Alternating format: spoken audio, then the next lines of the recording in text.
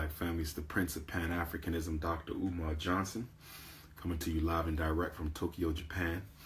I know I just left you a brief while ago talking to the sisters about relationships and dating, the rules of romance, with regard to my upcoming book by the same title. My book will be coming out this fall or this winter, God willing, before the end of the 2017 calendar year, for sisters only, relationships and dating, the rule of romance. For some reason, I'm over here in Tokyo and I cannot sleep. I don't know why I cannot sleep, but I'm full of energy, which is very ironic and unexpected because I love sleep. The Prince of Pan-Africanism loves to sleep. I don't know if my biological clock is still on East Coast Philly time. Myself and the good hostess, Sister Champagne, who did a good job taking me around today. We did a lot of walking. We did a lot of traveling on the Tokyo public transportation, so I should be tired. I can't explain this. Maybe this is the spirit of the ninja. Maybe this is the spirit of the samurai. Maybe this is the spirit of the African ancestors who came to Asia tens of thousands of years ago to build and civilize the country. I don't know where this energy is coming from. Maybe it's coming from Prince Siddhartha himself, Gautama Buddha, whom I consider to be the greatest psychologist of all time, who in fact was an African. So yes, I'm still up. It's 5 o'clock in the morning in Tokyo. I can't believe I'm still up because I do not rise early and I love sleep. So how do you explain someone who does not rise early and who loves sleep to still be up at this time? I don't know how to explain it. But be that as it may, since I am up, I might as well teach. I am a teacher at heart. It's one of the reasons why we will be working to build the Frederick Douglass and Marcus Garvey RBG International Leadership Academy.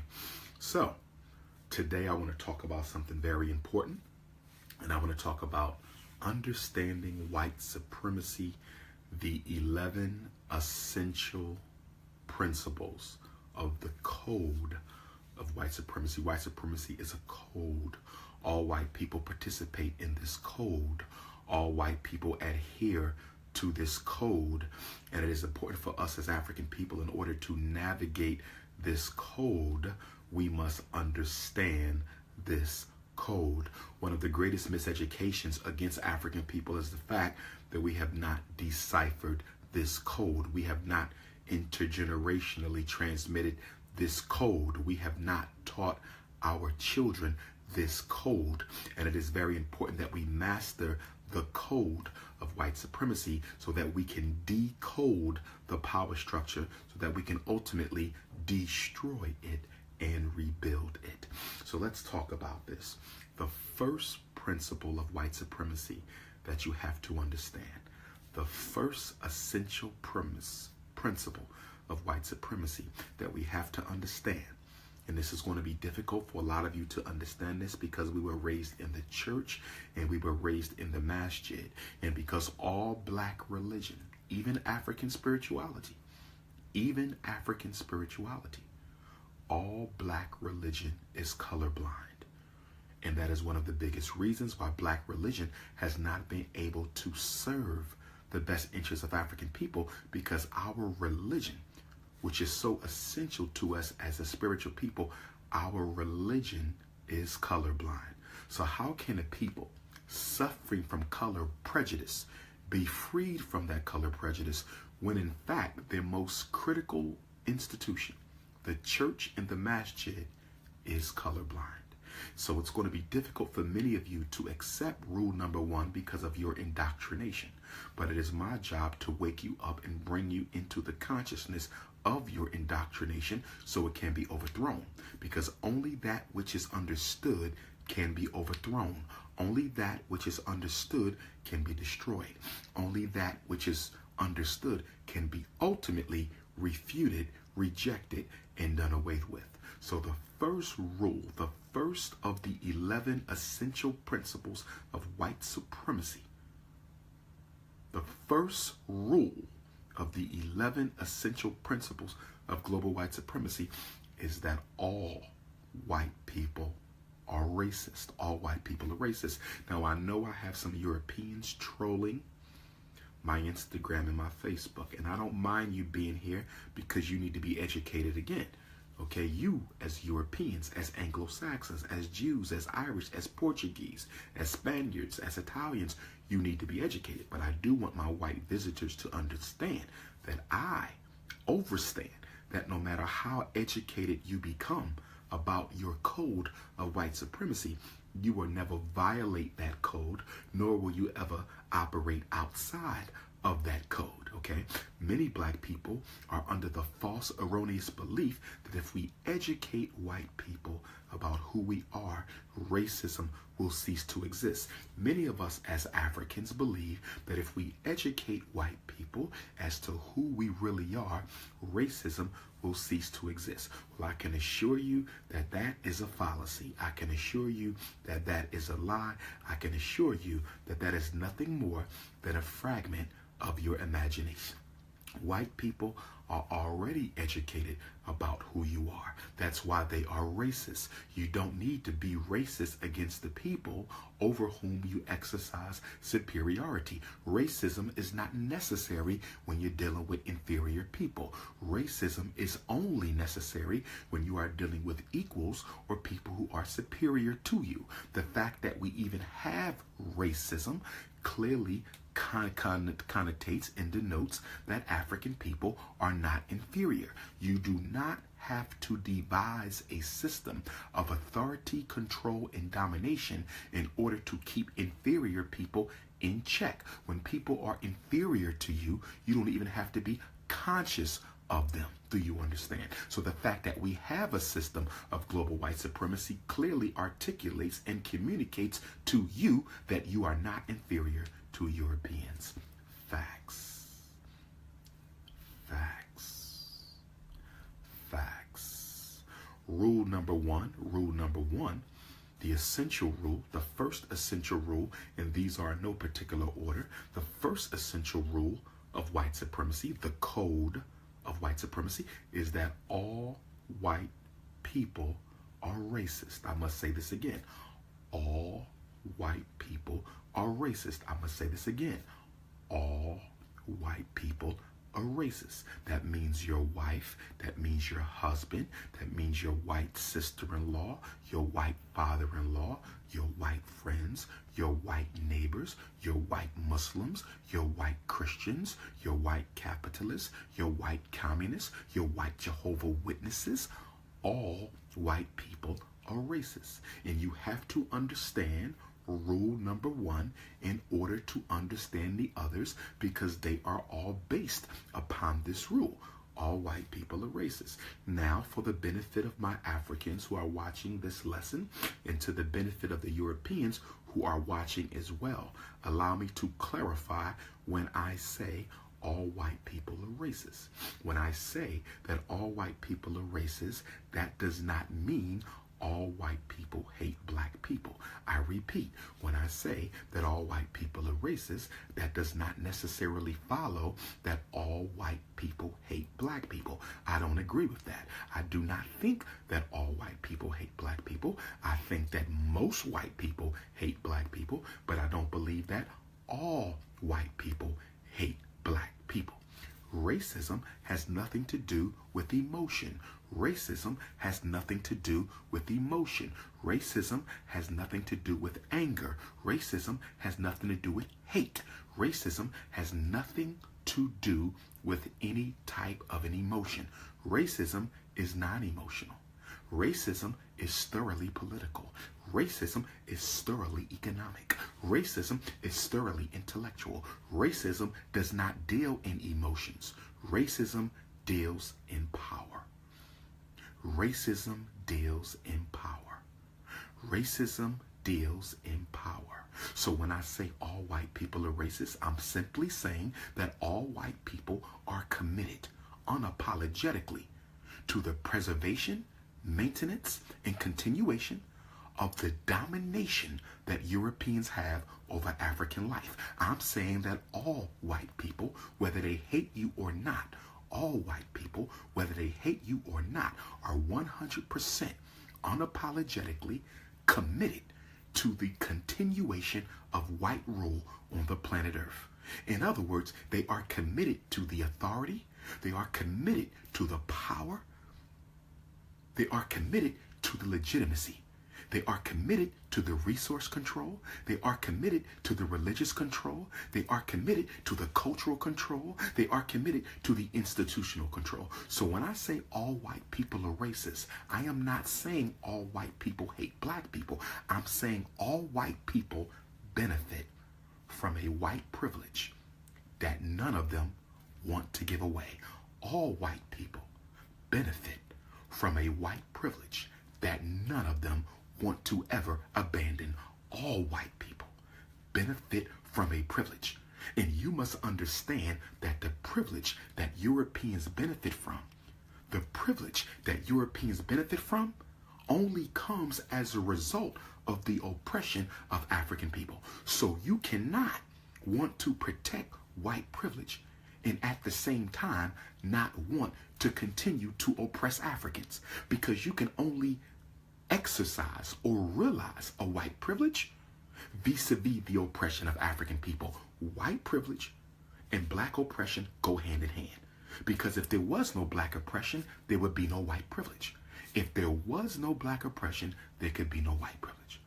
And unfortunately, we as African people often fail to understand white supremacy and the fact that all white people are racist, because we keep on evaluating white people through the lens of emotion. So what you have to do is you have to take off your emotional glasses. Come on, take off your emotional glasses. I need you to take off your emotional glasses. Take them off. Take them off.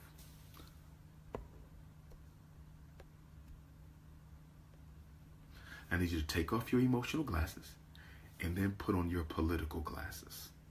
Put on your political glasses, okay? You will never understand racism if you keep dealing with it from emotion.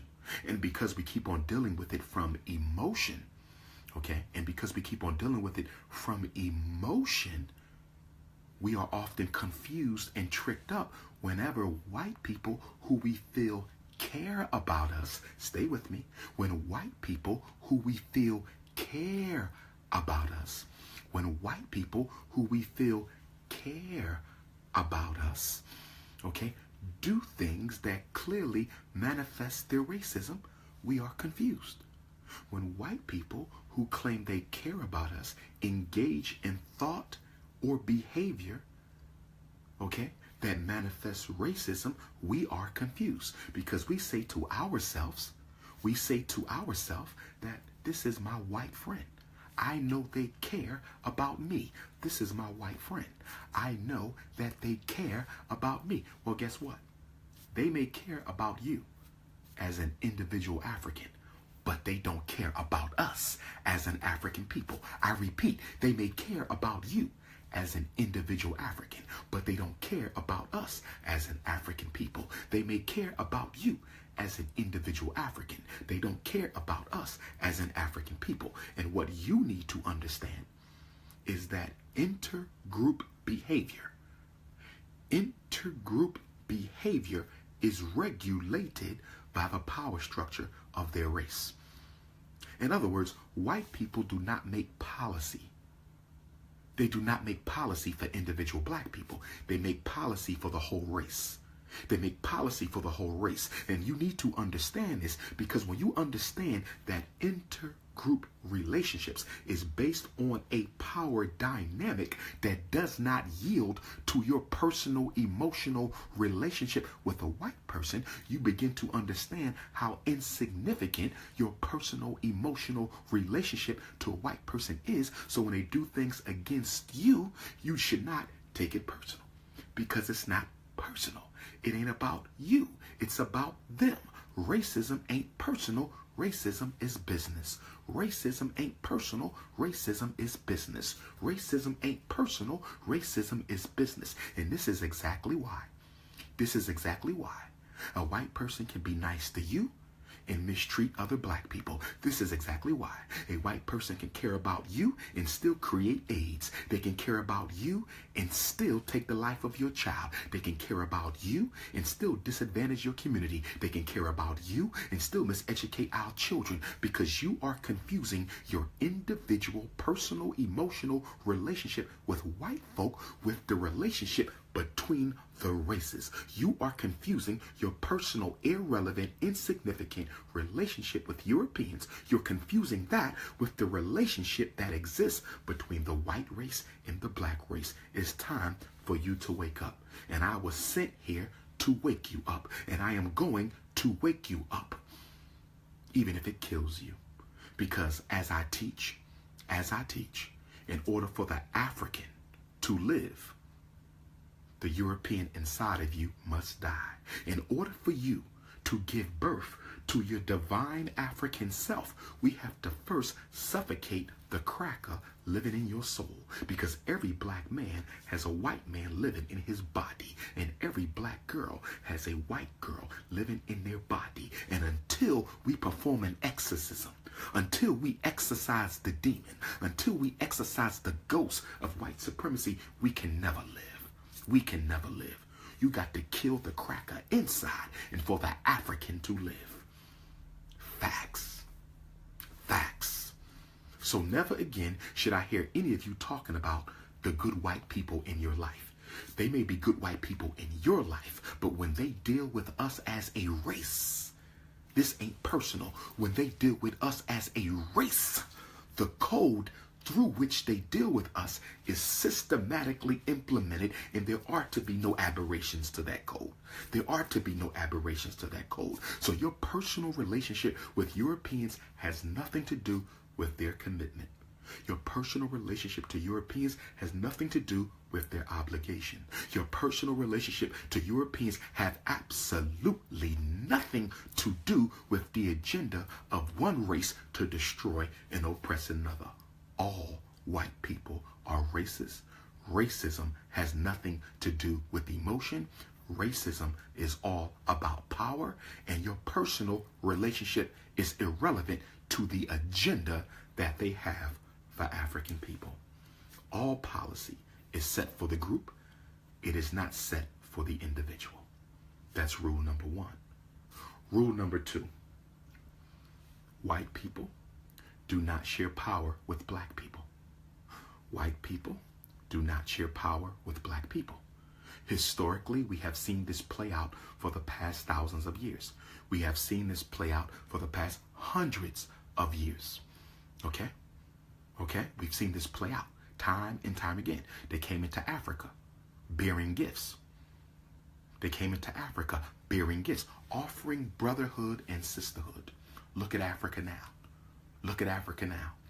5 centuries of destruction, 5 centuries of slavery, 5 centuries of colonialism, 5 centuries of resource rape, 5 centuries of European financial control. They don't share power with black people. Anytime a white person approaches an African claiming to want to go into a business undertaking together, you can bet your bottom dollar that you will be manipulated, you will be connived, and you will be deceived out of your share of equal ownership. They do not share power. If anyone disagrees with me, I challenge you. If anyone disagrees with me, I challenge you. Show me a country. Show me a corporation. Show me a business. Show me an enterprise. Show me a musical business. Show me land. Show me resources. Show me international trade. Show me government. Show me any undertaking in world history. Show me any undertaking in world history where the European has shared equally with Africans.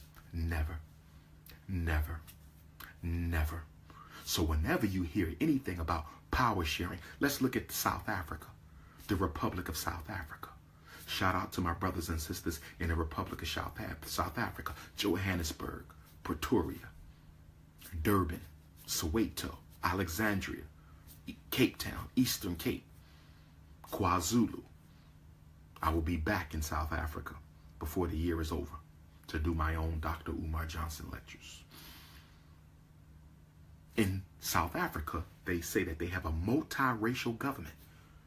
In South Africa, they say that they have a multiracial government. They claim that they share power. But the African National Congress, The ruling government of South Africa doesn't own a single bank. The African National Congress, the ruling government of South Africa, doesn't own a single diamond mine. The African National Congress doesn't own a single gold mine. How in the hell can there be power sharing between black and white in South Africa when the whites own all the resources and the blacks have almost none?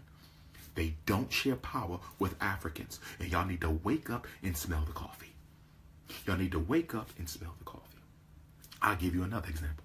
Our beautiful black sister, Serena Williams. Our beautiful black sister, Serena Williams, who we love and respect. Okay? Greatest tennis player in history. She recently married a European. She's impregnated with this European. Now, marriages are business institutions. Serena Williams has much more wealth than her husband. Serena Williams has much more wealth than her husband. And even if she didn't, and I hate to say this because I don't want to see our sister hurt, but that man didn't marry her because he loves her. That man didn't marry her because she loves her. If she was not Serena Williams, the great tennis champion, they would not even be together. They would not even be together. So he's entering into this relationship as a military strategy to rob her of some of her wealth. You don't have to believe me. You don't have to believe me. Come back to me 10 years from now. Come back to me 20 years from now. Of course you don't think it's accurate because you don't understand white supremacy. Come back to me 10 years from now. They will no longer be married. They will no longer be married. And I don't wish that upon my sister, but I understand white supremacy, and she does not. He did not marry her because he loves her. That man is not intending to spend the rest of his life with Serena Williams. I promise you that. I promise you that. First of all, he don't even know what to do with all that. She need an unapologetically African alpha male to handle that. He can't handle that. He don't even know what to do with that. Okay? But I promise you, he will not be married to her for the rest of her life because he did not marry her for that. She is nothing more than a financial investment. She is nothing more than a financial investment. White supremacy is non-emotional. White supremacy is non-emotional. White supremacy is non-emotional. Number 3, white supremacy is ruthless. White supremacy is ruthless. Do you know what ruthless means? Do you know what ruthless means? To be totally ruthless? That means you are devoid of any moral code. And if you have a moral code, it does not in any way, shape, or form impede your ability to carry out your agenda, no matter how horrific it is. White supremacy is ruthless. It is ruthless, brothers and sisters. It is ruthless. White supremacy is ruthless. It is ruthless. If they have to create AIDS, they will do it. If they have to create Ebola, they will do it. If they have to poison your children, they will do it. If they have to mass incarcerate your men, they will do it. If they have to homosexualize the babies, they will do it. If they have to blow the levees in New Orleans during Hurricane Katrina, they will do it. If they have to tear down the Twin Towers in New York, they will do it. Whatever they have to do, they will do it. It is ruthless. White supremacy is ruthless. It has no moral code. And this is what's wrong with black folks, because you don't understand the ruthlessness of white supremacy. So when I tell you they invented AIDS, you say impossible. When I say they invented Ebola, you say impossible. When I say they put Obama in office to homosexualize black America, you say impossible, because you don't understand ruthlessness. You don't understand ruthlessness. You've been politically miseducated by the church. You've been politically miseducated by the masjid. You've been politically miseducated by public school. You've been politically miseducated by your community. And Dr. Umar Johnson was sent by the ancestors to wake you up, because time is running out. It's 11:59 on the clock. It's 11:59 on the clock of African survival. It is 11:59 p.m. on the clock of African survival. Time is running out. We got to get it together. It is ruthless. African people have a hard time understanding and embracing the ruthlessness of white supremacy, because we are not that way. It is hard for, this is one of our immaturities as a people. This is one of our immaturities as a people. We have a very difficult time stepping outside of our African worldview. We have a very difficult time stepping outside of our African worldview. We have a very difficult time stepping outside of our African worldview and evaluating other people from their worldview. You will never understand the European and his consciousness until you evaluate him from his worldview, not your own. African people don't create bombs. Europeans do. African people don't create diseases. Europeans do. African people do not disrupt nature. Europeans do. African people do not inflict genocide on each other. That is not historically African behavior. It is European, and you don't understand it because you're not looking at this from his worldview. He has an ice temperament. He has an ice temperament. The Arab has a sand temperament. You have a sun temperament. You have a sun temperament. The European has an ice temperament, and the Arab has a sand temperament. And because you don't understand their psychoclimatology, because you don't understand their psychoclimatology, because you don't understand their psychoclimatology, you fall prey to their evil machinations every time. Facts. Facts. It's time to wake up. We got work to do. We got work to do. If you want to be a Moor, be a Moor. I'm not a Moor. You want to be a Hebrew, be a Hebrew. I'm not a Hebrew. I am an African. That's an A-F-R-I-can. That's what I am. I respect your right to identify as you choose, but you will not troll my page. I will block your ass if you come again. I am not no Moor. The word Moor means black. It is an adjective. No different than Negro, no different than black. It is an adjective. It is not a noun. Stay off my page with the nonsense. Take your anti-African agendas off of my page. On this page, we do unapologetically African. On this page, we are 100% happy to be African. I respect you. Take it elsewhere. We Africans here. I'm repping the RBG. I'm not waving your flag, and I'm not waving your flag. I'm repping RBG. Show respect or get thrown out. The choice is yours. Don't do it again. Don't do it again. The most requested black scholar on this planet is a Garveyite. The most requested black scholar on this planet is a Garveyite. The most requested black scholar on this planet is a Garveyite. Take it or leave it. Now let's get back to the lesson. So we dealt with the ruthlessness of white supremacy. We've dealt with the ruthlessness. Psychoclimatology. You got to learn how to spell, my queen. Psychoclimatology. I love you. Rule number 4. The fourth principle of white supremacy. White supremacy is deceptive. It is cunning. It is evasive. White supremacy is totally militaristic. The culture of white supremacy, European culture, is totally militaristic. It is totally militaristic. It is deceptive. It is cunning. It is evasive. It uses coded language. It uses double talk. It lies in your face and smiles behind your back. It will grin in your face and stab you in the back. Toussaint L'Ouverture. Toussaint L'Ouverture, the leader of the Haitian Revolution, which began on 8/21/1791. Toussaint L'Ouverture. He gets a message from Napoleon Bonaparte. He says, Toussaint, after all, we are brothers. Napoleon Bonaparte sends a message to Toussaint L'Ouverture at the height of the Haitian Revolution, and he says, we're both Frenchmen. You were a soldier in the French army. Let's sit down and reason. If I need to respect Haiti as an independent government, I will respect Haiti as an independent government. But let us sit down like the Frenchmen we are. Let's sit down like brothers. Toussaint, you are my brother. I am your brother. You served in my army before. It's no need for us to be killing each other. This is Napoleon talking to Toussaint L'Ouverture. Toussaint L'Ouverture fell for the bullshit. Toussaint L'Ouverture fell for the bullshit. Toussaint L'Ouverture fell for the bullshit. He went to France, and we never heard from him or seen him again. He went to France, and we never heard from or saw him again. Why? Because he allowed Napoleon Bonaparte to psychologically disarm him. Just like our ancestors on the continent, when the Europeans showed up, we allowed them to psychologically disarm us. Many of you black men dating and married to white women, you allowed Europeans and your white women to psychologically disarm you. And you know why they're so able to psychologically disarm us? Because our religion has already made us believe that race is irrelevant.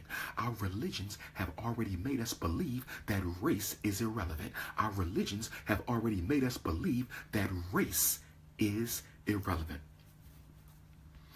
For my Instagram family, because I know you love and support the Prince of Pan-Africanism, I'm going to let you handle the European trolls on the page, all right?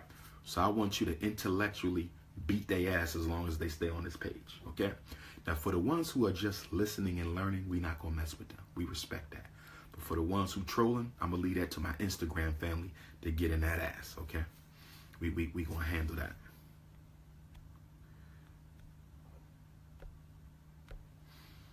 Okay? So, this is why they love contracts.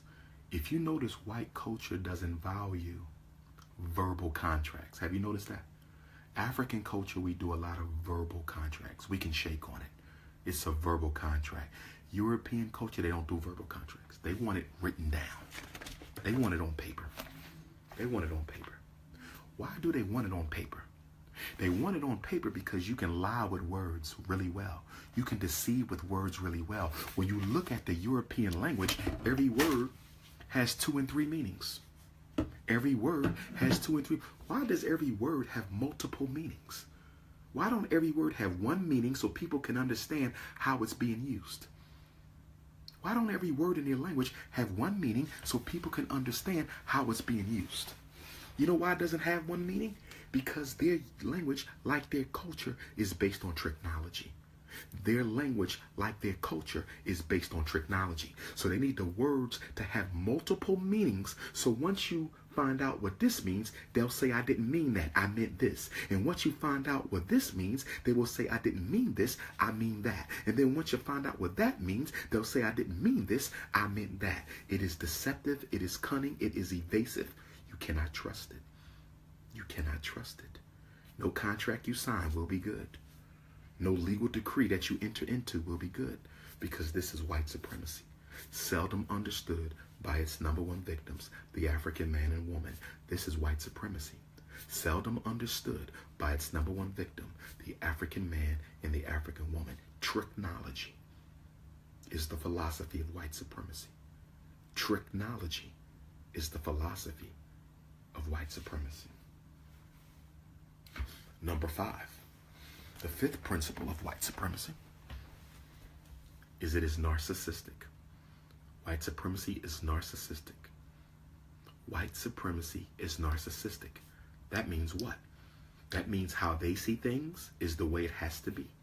How they feel about things is the way it has to be. The way their news reports information is the way it has to be.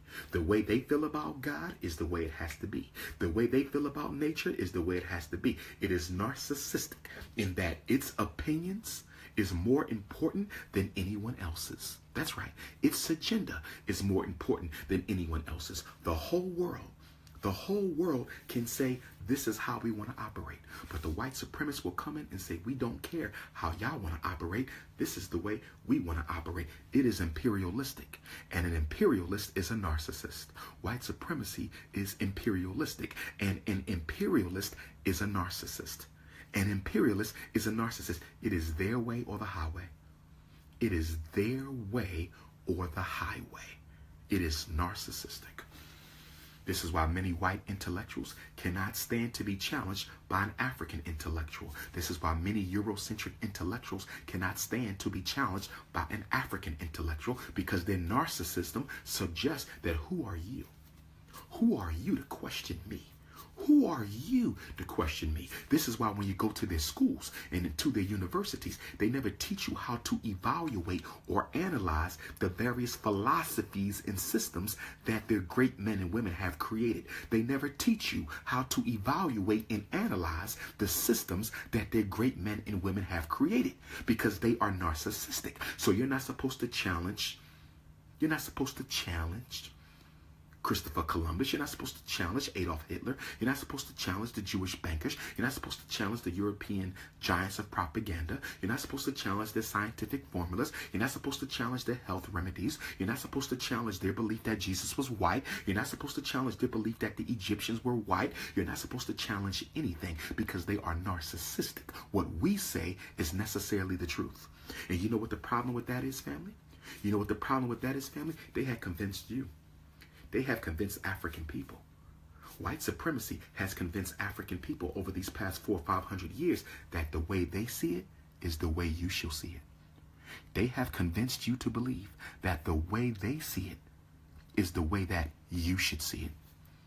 And that's our problem, because most of us have bought into the European worldview. We are at peace with white people dictating our lives. We are at peace with white people dictating our destiny. We are at peace with white people educating our children. No one else could be at peace with that. You walk into a black community, we don't control the politics. You walk into a black community, we don't control the religion. You walk into a black community, we don't control the businesses. You walk into a black community, we don't control who moves in and who moves out. So we don't control membership. We control nothing, and we are at peace with that because the white man has convinced you that his remote control is better than your direct control. The white man has convinced you that his remote control is better than your direct control. That's right. In his narcissism,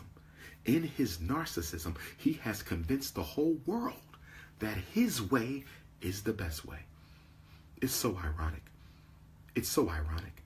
We have all these doctors, but people are still dying. We have all these psychologists, but people are still crazy. We have all these criminologists, but people are still going to jail. We have all these sociologists, but we still have all these social problems. Look at all these white experts that we have, all the books and all the scholarship and all the peer-reviewed articles, and he hasn't solved a single problem yet. He hasn't solved a single problem yet. He doesn't even have a cure for the common cold, but he spends billions of dollars on medical research, and he has convinced you. He has convinced you. He has convinced you that his way is the best way. He has no solutions. His solution for everything is war and conquest. His solution for everything is war and conquest. His solution for everything is war and conquest. And he has accepted you, African people, God's original people, the chosen people, and the first people. He has convinced you that his way is the best way.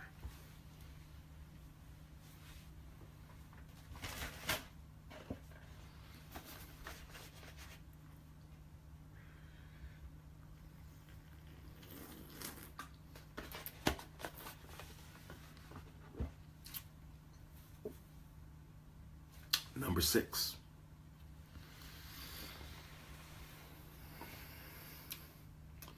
White supremacy is ahistorical. Principle number 6 of the 11 essential laws, rules, principles, the code. Number 6. White supremacy is ahistorical. What do I mean when I say white supremacy is ahistorical? Whenever you bring up a problem that white supremacy has created, whenever you bring up a problem that white supremacy has created, they never want you to go into the history of that problem.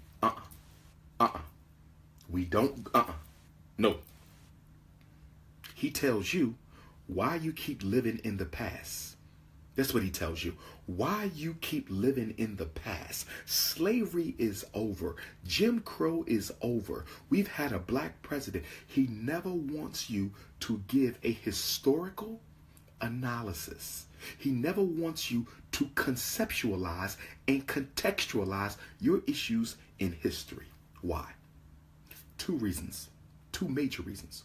The first reason why he never wants you to give a historical analysis on a problem, the first reason why he never wants you to contextualize your issue in history, because if you contextualize your issue in history, he will not be able to evade responsibility for creating your problem. He will not be able to evade responsibility for evading your problem. He will not be able to evade responsibility for creating your problem. So he never wants you to go to the history. He hates when black people bring up slavery as the central catalyst, the central causative agent in all the problems that we face. He never wants you to bring up slavery. Why? Because if you put our problems within a historically accurate context with slavery as the beginning, how can he not say he's not responsible for that? He can't. So he don't want you to talk about it because he does not want to accept responsibility, because as we just got finished talking about, white supremacy is deceptive. He has to be viewed as the savior. He cannot be viewed as the villain. He hates to be viewed as the villain. Now, we all know he's the central villain in human history, but he does not want to be viewed as a villain. So he never wants you to provide a historical context for how he created your problems. He wants to blame you for their problems. Do you understand? Let me give you an example. So, we look at the mass incarceration rate of black men. We look at the mass incarceration rate of black men in America. We look at the mass incarceration rate. The European white supremacy, the system, wants you to view black men as born criminals. Born criminals who have to be incarcerated and exterminated. That's his solution. They are born to commit crimes. They are born to, this is what these animals do. That's his whole formula. That's his whole formula. Now, when it comes to Dr. Umar Johnson with that nonsense, I'm going to give a historical context to mass incarceration, going back to what? The end of slavery. The end of slavery. During slavery, jails were filled with white men. During slavery, jails were filled with white men because they needed us to work. When slavery ended, the complexion of the prisoner began to change. When slavery ended, the complexion of the prisoner began to change. In prison in America went from being a male-dominated establishment to a black male-dominated establishment. It went from being a white male-dominated establishment to a black male-dominated establishment. And how did they perfect that? How did they transform the color of the prisoner? Number one, they created the vagrancy laws.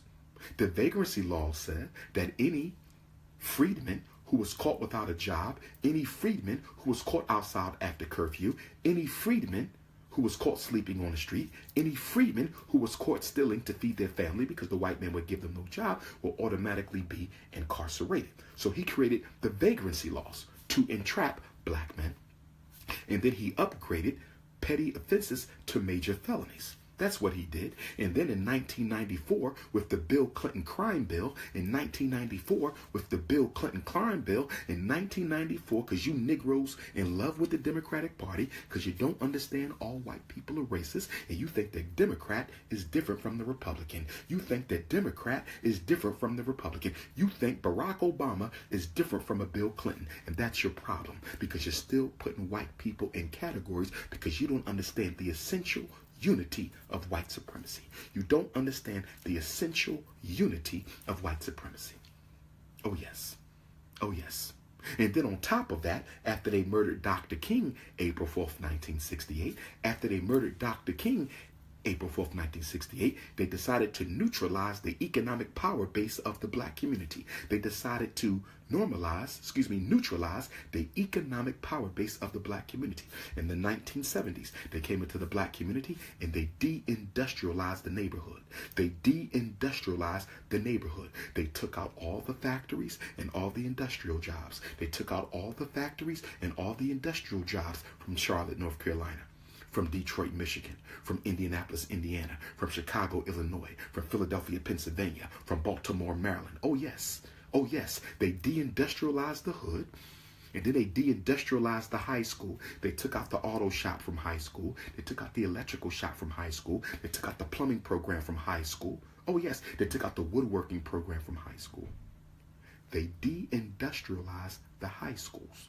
And then after they deindustrialized the high school, the CIA brought crack cocaine in 1980 into the black community. Crack cocaine in 1980. And then 1994, Bill Clinton crime bill. 1994, Bill Clinton crime bill. So if you look at the history of mass incarceration, you will see that the mass incarceration of black men was engineered by white supremacy. We are not responsible for that. Criminals are not born. Criminals are made. We are not responsible for that.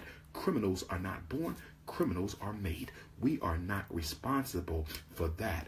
Criminals are not born. Criminals are made. Facts. Facts. Who were the criminals in the 1930s and 40s? Was Meyer Lansky black? Was Lucky Luciano black? Was Al Capone black? Was Bugsy Siegel black? Weren't they selling drugs? Weren't they running gangs? Weren't they running rackets? Weren't they breaking the law? Wasn't they evading taxes? Everything we're accused of doing today, they did it almost 100 years ago. But in the 1940s, the American government decided that they needed to unify under a white ethos. The American government decided that we need to bring all white people under the banner of whiteness. Whiteness as a weapon. And so they upgraded the Irish to white, and to reward them with their new white status, they gave them the police departments in the inner cities. They gave them the police departments in the inner cities. Someone needs to do a systematic analysis on the cultural ethnicity of the police who kill black people. Okay? George Zimmerman, I believe, was half Jewish. Darren Wilson was of what ethnicity? The officer that killed Tamir Rice, of what ethnicity? The officers that choked Sandra Bland, of what ethnicity? And you will find Jewish, Irish, and Italians predominantly, because they gave the police department to the Irish. And then they gave the fire department to the Italian. They gave the fire department to the Italian, and they gave the European Jews the civil service jobs. The civil service jobs. This is the history. This is the history. You understand? But they don't want you to do a historical analysis. He's ahistorical. He never wants you to go back. He never wants you to go back. He don't want you to say, well, let's go to Nile Valley culture. Since y'all so great, let's go to Nile Valley culture. Who taught your Greek and Roman philosophers? Where did they come from? Where did they come to learn? Where did Plato come? Where did Aristotle come? Where did Plato, Aristotle, Socrates, Epictetus, where did they come from? Your gods, where were they borrowed from? Why was Socrates murdered? Socrates was murdered for bringing Egyptian god science into Europe. Socrates was murdered for bringing African god science into Europe. They don't want to do no history. You know why they don't want to do no history? Because they have none beyond 1000 BC. You know why they don't want to do no history? Because they have none beyond 1000 DC. You know why they don't want to do no history? Because they have none beyond 1000 BC. The first literate European is who? The first literate European was who? Homer. Homer, who wrote the Iliad and the Odyssey. Homer, the first literate European. They had no literature before then. There was no intellectual societies in Europe before then. Their intellectual heritage goes back to 1000 BC. If I'm wrong, prove it. Their intellectual heritage goes back to 1000 BC. That's it. Most of the pyramids were already built by then. We have already mapped the stars by then. We didn't already create spirituality by then, mathematics by then. They don't have nothing before 1000 BC, so they don't want you talking no history because they can't go beyond 1000 BC. Facts. And I see some of my white visitors. Good afternoon. Some of you are having a white supremacy attack. Let's talk about the white supremacy attack. A white supremacy attack is an ego attack that Europeans experience when they find themselves in a system where they cannot intellectually or physically dominate African people.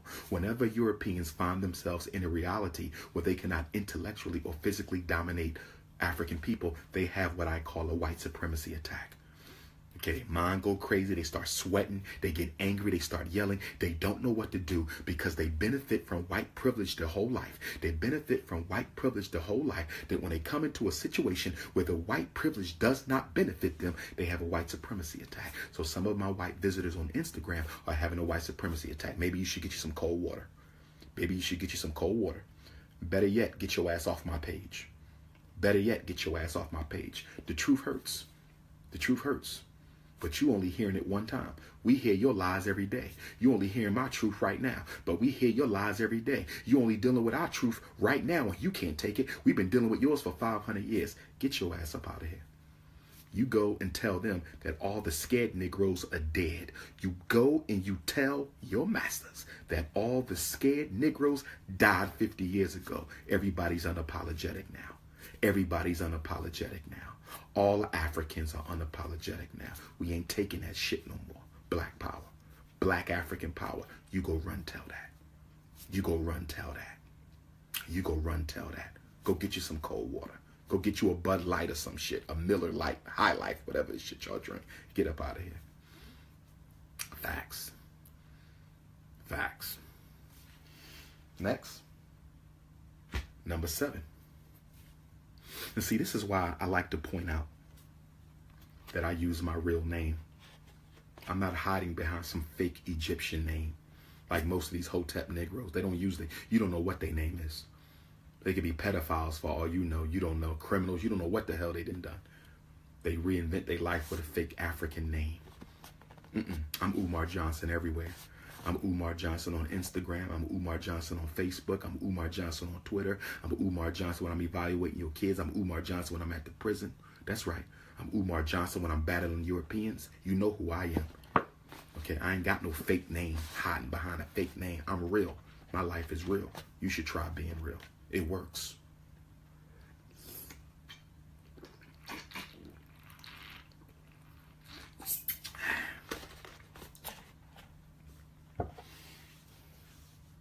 Number 7. Number 7. White supremacy is pseudo-scientific. This one is important. This one important. White supremacy is pseudo-scientific. What does that mean?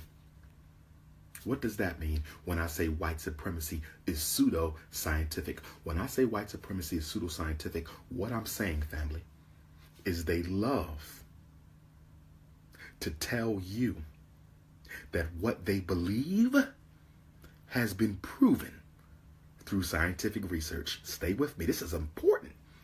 When you study the rise of racism, you will find that it was the scientists who created it. Apartheid in America was created by the white psychologists. Apartheid in South Africa created by the white psychologists. Adolf Hitler's master race philosophy came from Joseph Goebbels, a white psychologist. They're scientists. They use their scientists to create lies and then conduct pseudo-research. Conduct pseudo-research to try to justify. Okay? They conduct pseudo-research to try to justify the lies that they teach. If you remember, in slavery, during the Ma'afa, they said they had evidence that proved African people were half monkey. They had evidence that proved that we were half devil. They had evidence that proved that our brains were deformed. This is what they taught. And nobody questioned it because they said, we have the research. We have the research. 50 years ago, they said African children are intellectually inferior to white children. You say, how do you know this? We've done the research. Anytime you tell, Ebola came from a monkey. AIDS came from a monkey. How do you know AIDS came from a monkey, Mr. White Man? Because our scientists have done the research. Our scientists have done the research. Hey, Mr. White Man, there's certain things that we shouldn't eat. It's not good for African body and African DNA. You should not even sell these things. People should not even be allowed to include these ingredients in food. No, it's okay. It's perfectly healthy. How do you know? We've done the research. And so they have been able to get people to back off of challenging their conclusions, because every time you challenge white folk on what they believe, they bring out their fake science. They bring out their fake science. And we got Negroes in the conscious community. We got Negroes in the conscious community running around asking Dr. Umar Johnson, where is your research to prove ADHD ain't real? Asking Dr. Umar Johnson, the top black school psychologist in America, where is your research to prove learning disabilities don't exist? Where is your research to prove that there's a school? This is what you Negroes do. Caught up in the white man's science. Caught up in the white man's science. We need to see research. They said, we read Dr. Umar Johnson's book and we didn't find any studies. You know why you didn't find no damn studies? Because I've been doing this for 20 years. I am the damn study. I don't need no white man from no university to support my findings. I speak the truth. As African people, our bar is not research. As African people, our bar is truth. We stand on truth. We don't stand on no research. Just because you put it in a book and say you conducted some controlled trials don't make it the truth. That don't make it the truth. They've been pushing pseudoscience on African people since the beginning of time, and you got the audacity, to question my information. I was attacked a couple weeks ago by a light-skinned supremacist scholar who said I don't include no research in his books, but he include research in his. Well, if he want to quote white folks, he can quote white folks. I'm unapologetically African. I believe in self-determination. I will never quote them. I don't have a need to quote them unless it's absolutely necessary. I've been doing this for 20 years. I know what I know. I've standardized tests. I've conducted evaluations, thousands of them. Why? With my expertise, with my history, with my background, with my experience. Why do I need to go see what they saying at Syracuse University? Why do I got to go and get information from a white man to prove what my own African intelligence has revealed to me over the course of 20 years doing this work? Get your ass out my face. Get your ass out my face. So how do we know what you're saying is true, Dr. Umar Johnson? I tell you what you do. You conduct a survey. You go across America and you said, are there any parents here who has taken the advice of Dr. Umar Johnson? Are there any African parents who have taken the advice of Dr. Umar Johnson for your child? Can you please tell us the outcome of following his advice? I got a 100% record house Negro. 100%. When parents do what I tell them to do, we win. Period. Point blank in the story. That's your research. White supremacy is pseudoscientific. And a lot of you Negroes, you go to college like I did and get a doctorate degree like I did, and you start worshiping the white man's scholarship. That's what's wrong with half of y'all. Y'all worship the white man's science. Well, he said this, and he said this, and they found this. That ain't nothing but lies. The best way to get people to swallow a lie is to make it look scientific. You falling for that? The best way to make your lies look like truth is to make people think it's scientific. Please.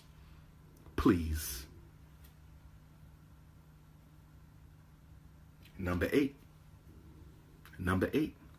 White supremacy is totalitarian and dictatorial. White supremacy is totalitarian and dictatorial. White supremacy is totalitarian and dictatorial. What does that mean, black man and woman? That means that there is no one or no thing that is outside of its control. It preys on everything. It is totalitarian. In other words, you're not allowed to exempt yourself from it. This is why brothers and sisters who say, we want the United States government to give black people a couple of states so we can build our own country. We want the United States government to give us a couple of states so we can build our own country. Well, we have a problem, family, because white supremacy is totalitarian and dictatorial. So if white supremacy is totalitarian and dictatorial, even if they give you a couple of states, you still ain't free, because they are totalitarian and dictatorial. There's nowhere you gonna go where you're not gonna have to deal with his wrath. So then some of you come to us, the Pan-Africanist, the revolutionary Pan-African nationalist. Y'all come to us, the Garveyites. Y'all come to us, the African fundamentalists, and you say y'all believe in repatriation. Well, the white man is in control of Africa too. So how are we going to be free running over there? And to that we say, hold on, I got a Ku Klux Klan member on my page. Let me block this Ku Klux Klan member. Nobody's scared of y'all no more. Fuck out of here. Okay? So anyway, what was I about to say before the Klan man distracted me? Y'all say y'all going to Africa. What y'all going to Africa for if the white man run Africa? And to that we would say we're not going to Africa to escape the white man, because white supremacy is totalitarian. It's totalitarian. We're going to Africa because when we study geopolitical strategy, we conclude that in Africa, we have the best chance of waging and winning the war against white supremacy. Facts. Facts. We're going to Africa, not only because it's home, not only because it is the jackpot of all nations, everybody wants Africa, but because that is where we dominate as a race. That is the land of the blacks. If we go there and fight from there, we have the greatest opportunity for victory. That is why we go to Africa. Not to run away, but to increase the chances of victory. That is why we go. Facts. It's totalitarian. It's totalitarian. Okay? And because it is totalitarian, black bourgeoisies fail to realize that once they use them against us, they coming for them. See, Oprah and Barack and all these black bourgeoisies, they don't realize that you're not in. If you think you're in, go ask Bill Cosby. If you think you're in, go ask Bill Cosby. If you think you're in, go ask Bill Cosby. He thought he was in. He thought he was in. Bill Cosby made his career off of making white folks laugh. And when black people stood up against racism, he defended the system and told us to go somewhere else and stop blaming racism. And now look, racism done bit him in the ass. Racism done bit Bill Cosby in the ass. Why? Why? Because it is a total system to oppress and exterminate Africans. White supremacy is total. Barack Obama not exempt. Oprah Winfrey not exempt. LeBron James not exempt. Steph Curry not exempt. Bill Cosby not exempt. It is total. It is total. It is a total system.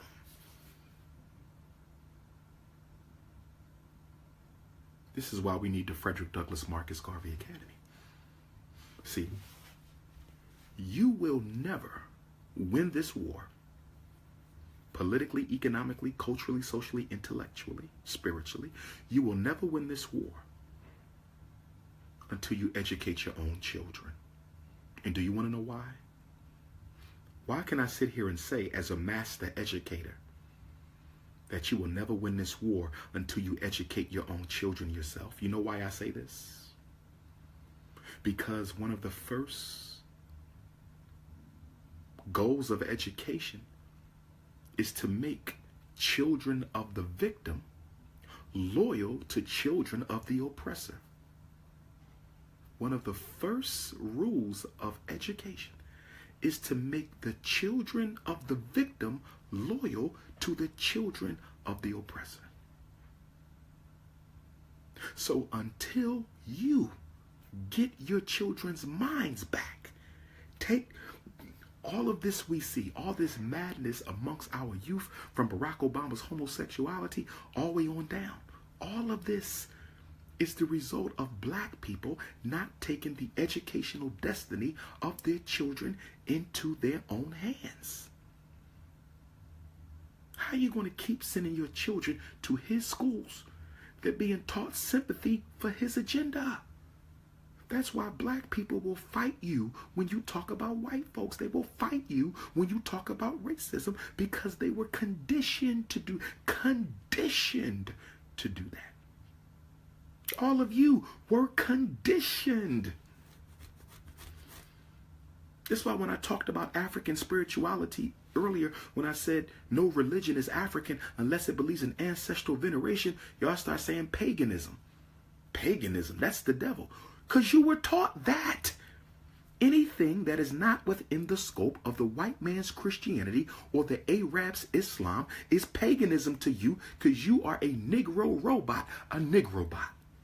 A Negro robot, a Negrobot. That's what your ass is. You on remote control. White man play you like he play Sega. He play you, this is you. He ain't even got to be in the hood. He got this. He played Negroes like this. Tell you what to do, how to do it.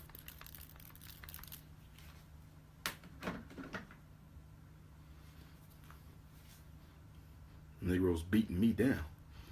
Talking about where the school at. Like I can open and run a school on $500,000.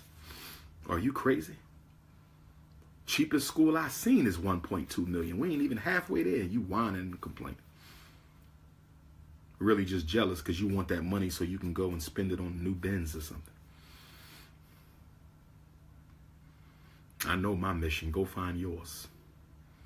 I know my mission. Go find yours, and I'm taking all those brothers and sisters with me who are serious and sincere. You know what I'm working on right now, brothers and sisters? Remember that repatriation I was talking about? That repatriation? I'm working on that. I'm working on that as we speak. Oh, yes. Oh, yes. Oh, yes. I'm working on that. Some of y'all going with me to Africa soon. We might got to push it back. I know I said 2018. Might got to push it back, but I'm working on something. I'm working on something right now. I'm working on something right now, and I'm going to take the serious people with me, not no nuts. Not no nuts and part-time haters. You see? And I'm not taking none of my frenemies, okay? Let me tell you what my frenemies are, then I'm going to get back on the lesson. Because we got 3 rules left. Frenemies are people who act like they are for you, but when you're not around, they're hanging out with your homies. I can't begin to tell you how many people who claim they were for me, and when, you know, I'm just scrolling through the Facebook feed, they laughing and partying with people who have done all they can to try to destroy me and my work. I'm telling you right now, I don't care who you is. Okay, you ain't no supporter of mine if you friends with people who have openly tried to destroy my work. I want to be clear about that. I didn't say you couldn't be friends with people who disagree. Disagreement is not hate. Disagreement, you can disagree with me all day. I don't care about that. I'm unapologetic. I don't care. If you friends with people who disagree with Dr. Umar, that's all right. Your husband may disagree. Your wife may disagree. That's all right. I'm not talking about disagreeing. I'm talking about aggressive hatred. Aggressive hatred is what I'm talking about. Ain't no way in hell you with me and you rolling with aggressive haters. I don't get down like that. I'm a Leo. I am a Leo. I'm a son of the sun. And loyalty is very important. Loyalty is very important. Loyalty is very important. Okay? Let's keep on going. The 9th rule of white supremacy. White supremacy is propagandistic. White supremacy is propagandistic. What do I mean when I say white supremacy is propagandistic? When I say white supremacy is propagandistic, I'm saying that they control the flow of information to serve their agenda. They own CNN, they own Fox, they own USA Today, they own the New York Times, they own the LA Times, they own the black newspapers, they own cable. They control the flow of information, and in controlling the flow of information, they control the consciousness of the people. By controlling the flow of information, they control the consciousness. The consciousness. They control the consciousness of the people. They control the consciousness of the people. They control the consciousness of a people. You understand? They control the images of black people, because y'all don't understand that media is not entertainment. Media is political programming. Every TV show, political programming. Every rap song, political programming. Every newspaper article, political programming. Remember, I've taught you before that before you exterminate the body, you must exterminate the image in popular culture. Before you kill black men, you must exterminate the image of black men in popular culture. Before you kill black women, you must exterminate the image of black women in popular culture. And this is why I would argue that they have all these reality shows. Reality shows were invented to kill the image of the black woman. Gangster rap was invented to kill the image of the black man. Reality shows was invented to kill the image of the black woman. And gangster rap was invented to kill the image of the black male. Every rap song you listen to, it ain't nothing but killing other black men, going to jail, selling dope, exploiting women and worshiping materialism. Every damn song you hear, different artists, different beat, different flow, same message. Indoctrination. And y'all let y'all children listen to this all day long.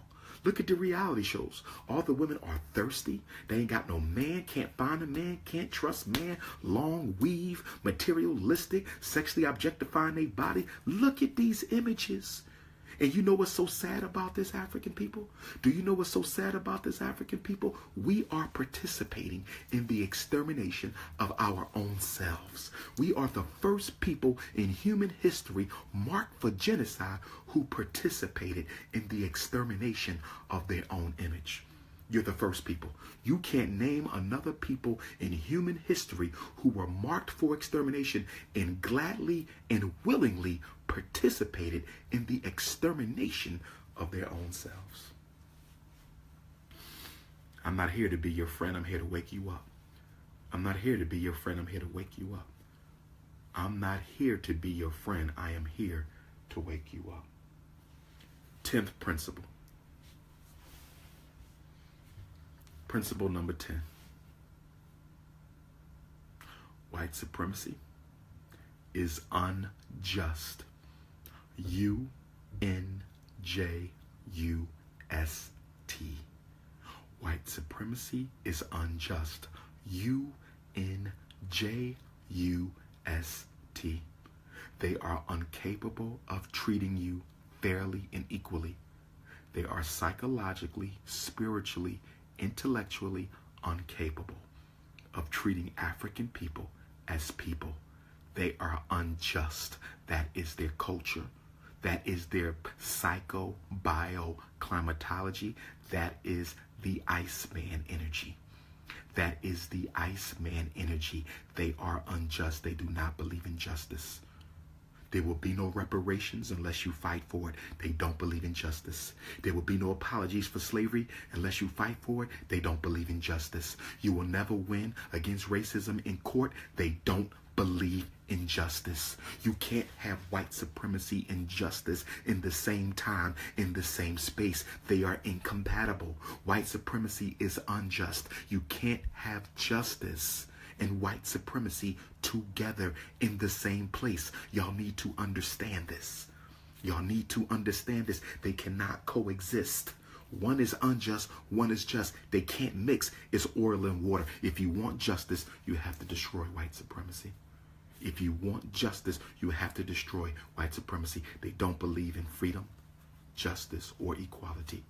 They believe in power, control, and authority. I said they don't believe in freedom, justice, and equality. They believe in power, control, and authority. If you believe me to be wrong, produce your evidence. If you believe me to be wrong, produce your evidence. I've studied them. I've studied them. We will be celebrating 400 years since the first ancestor was dropped off in the 13 colonies that have become the United States of America. On August the 21st of 2019, that's less than 2 years from now, we will be remembering 400 years of white supremacy, and we still don't understand it. We still don't understand it. We still don't understand it. No justice can come from this system. No justice can.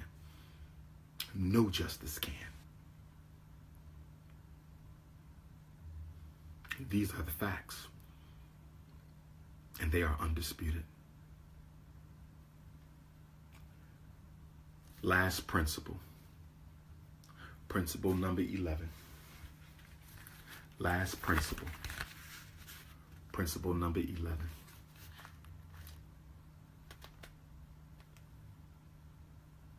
White supremacy.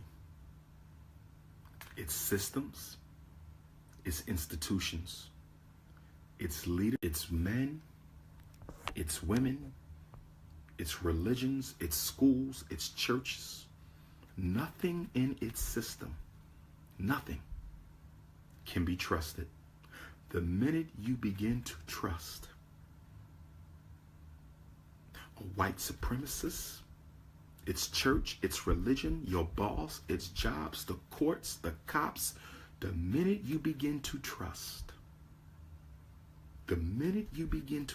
white supremacy, is the minute they begin to destroy you and everything you care about.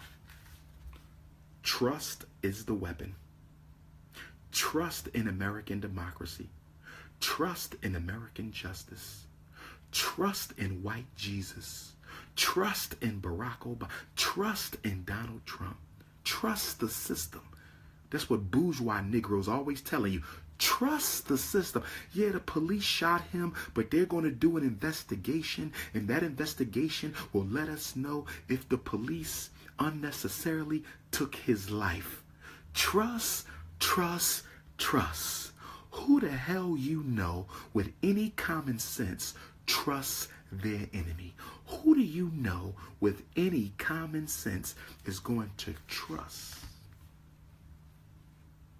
their enemy? You do not trust white supremacy, its agents, or its institutions. You do not trust white supremacy, its agents, or its institutions. The minute you begin to trust is the minute they begin to destroy you.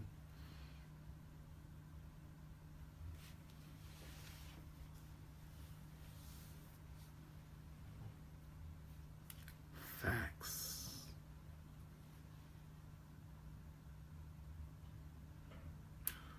On that note, brothers and sisters, it's 6:45 a.m.